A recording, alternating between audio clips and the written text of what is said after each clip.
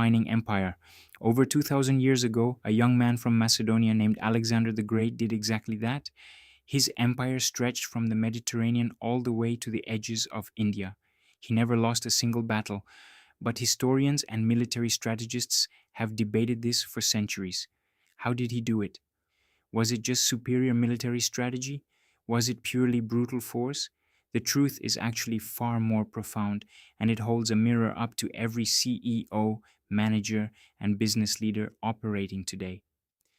Alexander's ultimate weapon wasn't his cavalry, it was a simple daily habit.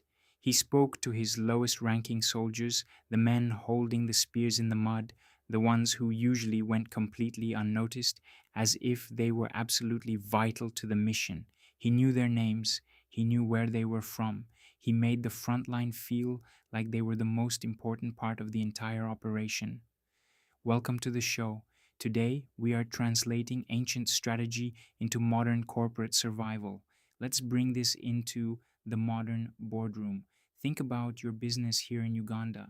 Think about the people on your factory floor, your customer service reps, or your delivery drivers. When people at the very edge of your business feel personally valued by leadership, you don't just get a temporary boost in morale, the very DNA of your company changes. Specifically, three powerful shifts happen. Shift number one, silos break down. In most companies, the executive team sits on one floor and the front line sits on another. Information gets bottlenecked. But when leadership actively engages the front line, trust flows freely across all levels. The CEO suddenly knows about a supply chain glitch 3 weeks before it shows up in a quarterly report. Shift number two, a shared purpose emerges. When a worker feels invisible, they view their job as just a transaction. They put in their hours to get their 500,000 or 1.5 million Uganda shillings at the end of the month and they go home. But when they are treated as vital to the mission, they stop seeing a job and start seeing a collective purpose. The company's success becomes their success.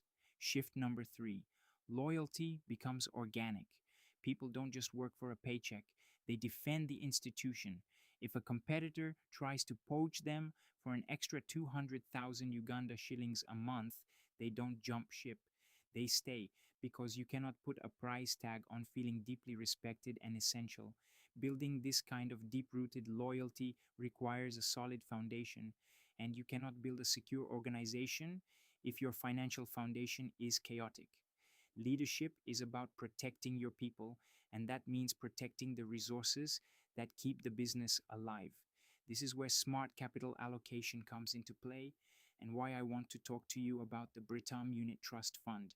Whether you are a corporate leader managing company reserves of 100 million or 500 million Uganda shillings, or an individual employee aiming to build your own personal wealth, letting your money sit idle is a risk you shouldn't take.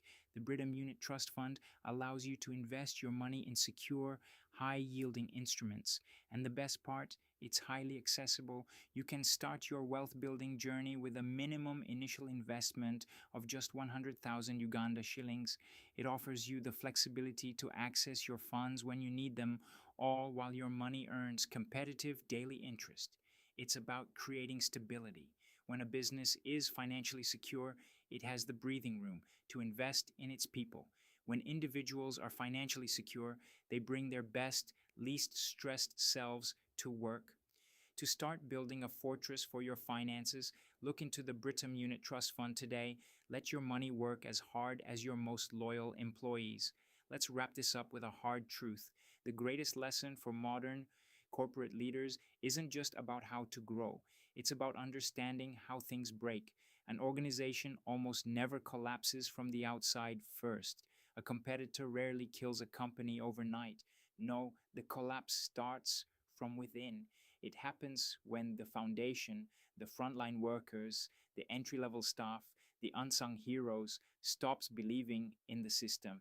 When they feel ignored, the walls start to crack. So, I want to leave you with one final question to think about on your commute today or as you walk into your next management meeting. When was the last time you sat down with someone at the front line of your business? Not to give them orders, not to evaluate their performance, but to listen to them, to learn from them, to make them feel like this entire mission would fail without them. Alexander the Great built an empire by looking his soldiers in the eye. What could you build if you did the same? Thanks for listening. Take care of you.